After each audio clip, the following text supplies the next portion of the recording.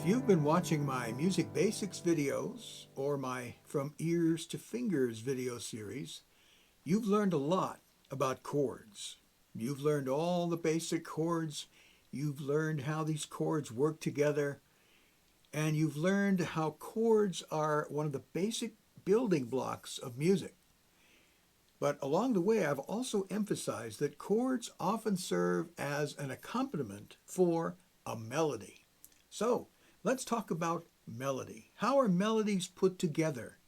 And what are the building blocks involved? So we're starting from the beginning. We got a series of notes, or we can call them tones. We've got all the notes, A, B, C, D, E, F, G, and all the sharps and flats. And these single notes are the building blocks, along with chords, that a composer uses to create music. And so in order to create music, these individual tones must be grouped together. Each of these groups represents a unit of music. The smallest unit of music a composer can use is a group of tones called a motive. The motive is a musical idea, a short group of tones, generally one or two measures, sometimes a little longer, and arranged in a definite rhythmic pattern. The motive is stated, and then the composer develops that motive in different ways during the course of his composition, or I should say his or her composition. This type of musical development is used in all types of music with which you are familiar.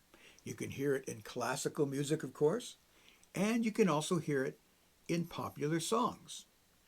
So let me play for you some examples of motives which composers used to build their compositions. And of course, this is the tip of the iceberg. There are countless examples. That's a motive. In fact, if I take away the left hand, this is the motive. That's it. Just a little group of notes. It has a specific rhythm and a specific group of notes, and it creates a motive. Here's another one.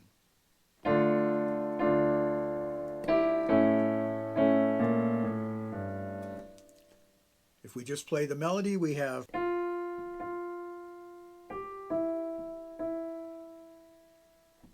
So there is a motive that was used by the great composer Handel. Here's another example taken from classical music. Now that's a pretty quick little motive. That's basically the tune. Here's another one. This is by the famous composer Bartók. So there's a 4-measure motive, but it's actually in 2/4 time. Here's another motive. Maybe you'll recognize this one. It's from a very famous piano prelude by Chopin.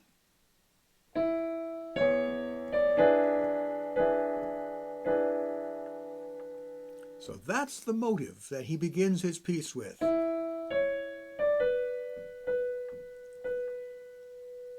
You'll notice that in each of these motives, you have a group of notes and they are arranged with a definite rhythmic pattern. You see, without the rhythm, these motives would not make a whole lot of sense. You know, if I just play, or if I play,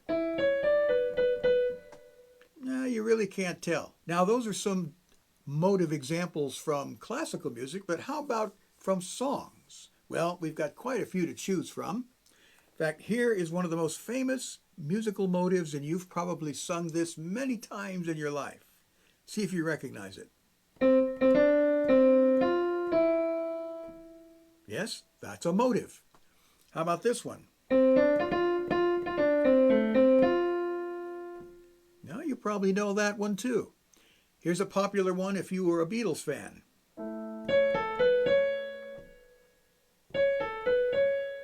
That's a motive. How about this? Yep. Maybe you've sung that if you've attended a baseball game. There are some TV theme songs that use motives. How about this one? That's a very recognizable one, especially if you're a baby boomer like me. Or how about this one? It's just two notes, but because of the rhythm, we can tell that that is also a motive. And so now the question is, where does the composer go from there? So here's another way to think about motives. If we compare musical structure with English grammar, the musical motive is like the subject in a grammatical sentence. So take this sentence, for example. The man and the boy are about to play catch. So the words man and boy are the subject. They are the motive of this sentence. But until we're told that they are about to play catch, we have no concept of what, if anything, happened.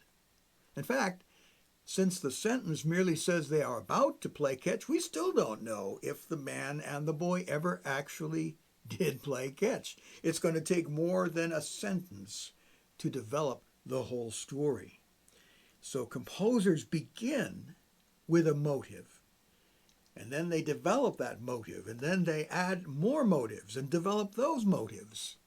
And so in music, the motive is the starting point, but something needs to happen to it.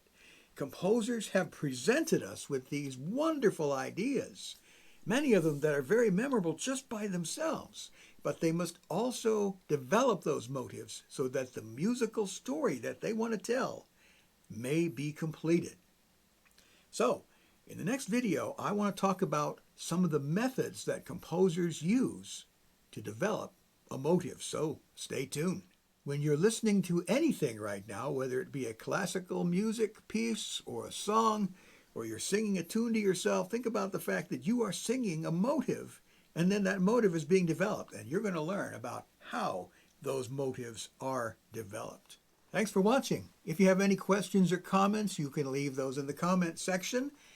You can also contact me through my website. I'll leave a link below. If you'd like to support my work, you can go to my Patreon page. I will also leave a link for that one. I look forward to speaking to you in the next one.